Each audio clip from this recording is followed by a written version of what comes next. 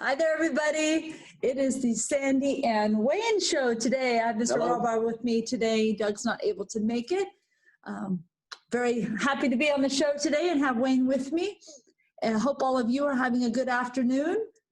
We've had a beautiful few days and it's going to start cooling off. It's going to go from 90 to low 70s, almost 60 degrees here pretty soon. So we'll enjoy it while it's here. But just a couple reminders and updates, and then I will turn it over to Wayne with some tips for us. Just want to remind you about the Halloween event that we have coming up next Friday on October 30th. It will be from 2 to 3 in La Paloma Dining Room. Will be similar spread as we had for the Oktoberfest. It is mandatory sign up. The maximum seating we have in there to accommodate our physical distancing guidelines is 60. We have a little over 30 now, so please sign up for that. And we encourage you, you don't have to, encourage you to dress up. It could be something as simple as a hat, a costume. We will have a costume contest.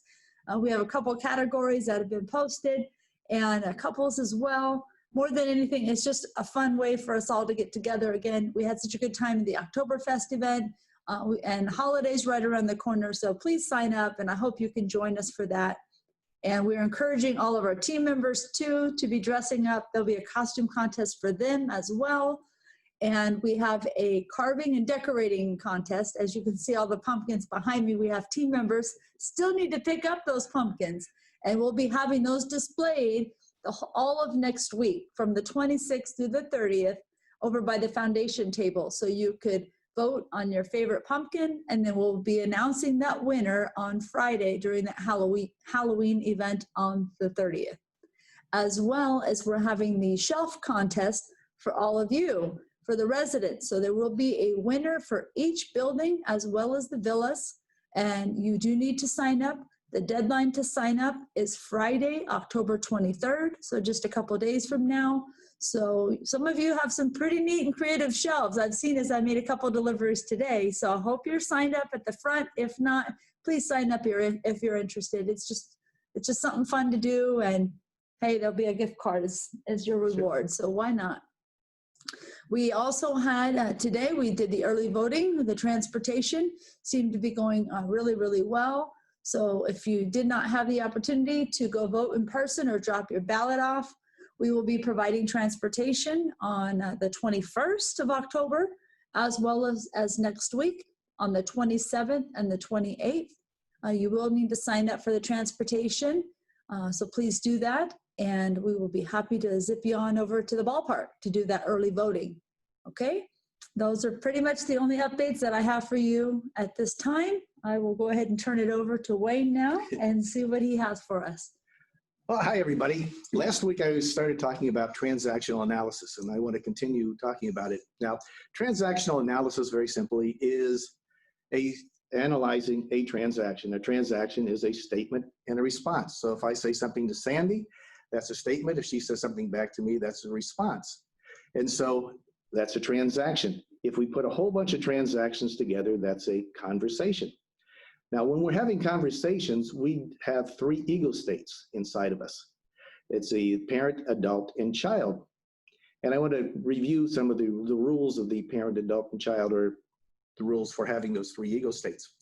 First, we have those three ego states. And we use one of those three ego states when we're communicating. Now, we cannot demonstrate two ego states at the same time. However, we can switch in a heartbeat. So you might start with your first statement from the adult, the next statement from the parent, maybe the next statement from the child. So you go back and forth between all those ego states. Also, I want you to understand that chronological age has no meaning here when we talk about parent, adult, and child.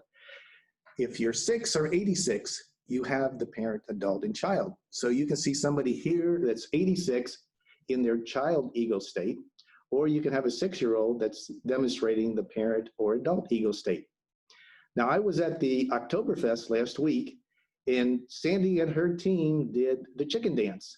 Now, that was a classic example of adult age in a child ego state.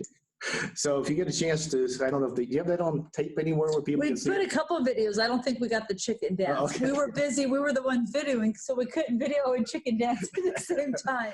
But It was fun. the chicken dance was fun, and it got a lot of, let's say, response from the audience. I think it did. But that was them demonstrating the child ego state. Now, today what I want to do is talk about the child ego state, because that's the first one to develop. And the child ego state is reminiscent of when you were a child and you had feelings or emotions about some event or situation. And what I want you to do is think of your brain having a whole bunch of little tiny compartments in it. And you have little tiny CDs. And anytime you have this event or situation that causes a strong feeling or emotion in you, it's recorded on that little CD and stored. And later on in life, when you experience some similar event or situation, that little CD pops out, plugs into your brain, and plays. And it creates that same feeling or emotion you had as a child. Now, over the years, you learn to tone it down. I want to give you an example of one that happened to me.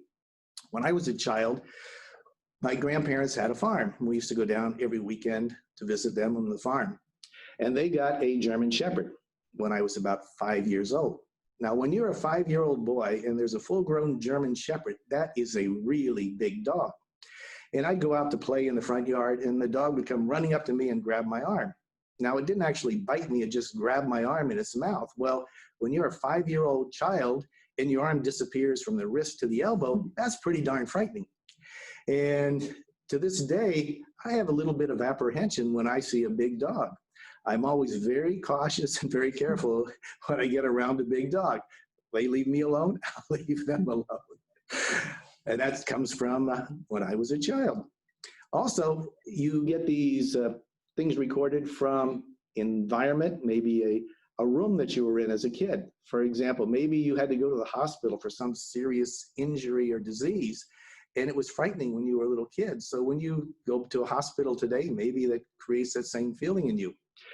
Smells can do it. And I'll give you an example of how that works for me. When I was a child, my mother used to bake apple pies and apple dumplings. And she made really great apple pies and apple dumplings. So I'd be coming home from school, I walk in the house, I smell that smell, and make my mouth water a little bit. And I knew we were going to have a great supper. Well, today, when I go into a restaurant, I walk in there, if I smell apple pies baking, it makes my mouth start to water and creates that really great feeling inside of me, and I know I'm going to have a great meal. So that's how your child, let's say, works with the feelings and emotions, and you can't stop it from playing. It will always play, but you can tone down the volume, so you don't have to always be afraid or apprehensive or whatever. You can turn that volume down. Now, I want to say the child ego state is a very good one to be in from time to time, especially in today's situation with the COVID and everything. There's nothing wrong with having a good time once in a while and laughing. Laughter is a great medicine, and it's also a great stress reliever. So try and be in your child once in a while. Now, not all the time, of course, but it's good to be in that child ego state once in a while and enjoy. What I'm going to do next week is I'm going to talk about the goals of the child ego state. Every ego state has a goal, and every ego state has a good, and I shouldn't say good and bad part, but there's a good part of it and there's some negative parts of it. So I'm going to describe to you when a child ego state is good and when a child ego state is, let's say, more negative. Then I'll also give you the clue clusters, the body language, the expressions, and the vocal tones that go with the child ego state. And with that, maybe next week we can get Sandi and her team to do the chicken dance. Of course, we can do the chicken dance anytime you want. That's bringing back that child state. That child ego state. That's right. I can't echo that enough. Thank you so much, Wayne. Thank you for that. I always appreciate those tips. And I'll echo what Wayne said, is laughter is so important, more so than ever, is with the stress that's coming with this COVID-19. We all handle this in a different way, and having a little fun, whether it be in your child ego state or whatnot, but the laughter goes a long ways. And we had some of that with all of you laughing at us as we did that chicken dance. And that is all right. I am happy to do it again. And I can almost bet you'll see some more of that next Friday too at Halloween. All right. Whether you're getting some laughs at us dancing or somebody's costume. Either way, it is about having fun, and a little laughter here and there goes a long way.